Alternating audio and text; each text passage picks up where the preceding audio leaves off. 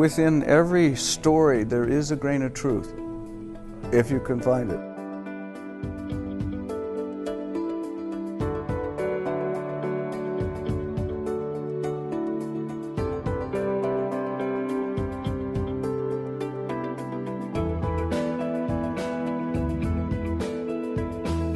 For me, it was really simple. You know, I wanted to make art.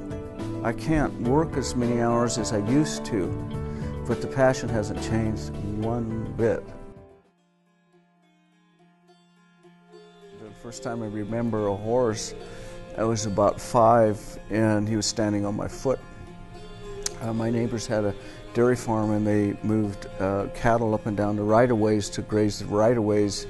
And this kid would come by and pick me up with a sack lunch, and we'd be on this horse, which was like being on a battleship. I mean, it was just a big old wonderful horse. So that was my first experience with horses. And then when I was in school, probably 9 or 10 years old, two of us discovered Will James sketchbooks, and so we copied drawings out of the Will James sketchbooks.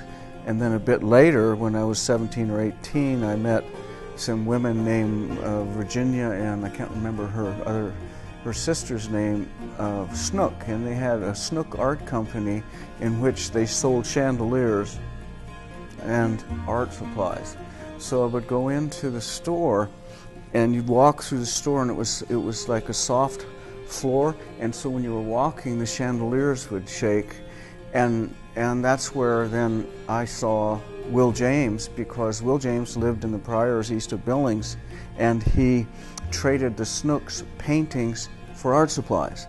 And so now the Yellowstone Art Museum in Billings has a whole bolus of works that the Snook sisters gave to the museum. So that was sort of a beginning, an early beginning for me. Plus, my dad and I would go to the library every 2 weeks or so, and we would get books by the grocery bag full. And so I read every Zane Grey novel there was to read. I mean, I think he wrote 40-some, and I read all of them, some of them probably twice. So my history is checkered with horses. Actually, I started college sort of on a whim. Some friends of mine were going to we were in Laurel, a little railroad town, and they were going to go to Billings and register to go to college at Eastern Montana College. I didn't have anything to do, so I went with them. And I registered, and I thought I was going to be in architecture. And part of architecture was to take art classes, and most of the classes were filled, so I got into a painting class. And I met a woman named Isabel Johnson, who was a rancher and a wonderful painter, and my teacher. And within a month of knowing her and taking her painting class, I decided I didn't want to be alive and not make art.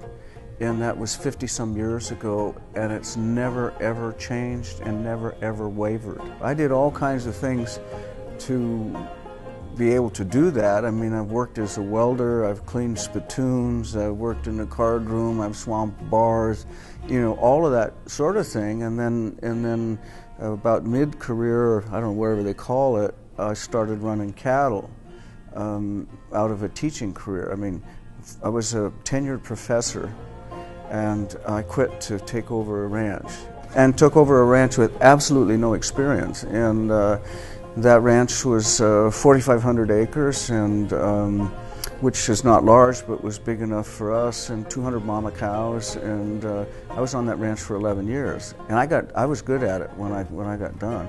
I ran cattle for 25 years, in 2 or 3 other smaller ranches. So, and horses were a part of that too.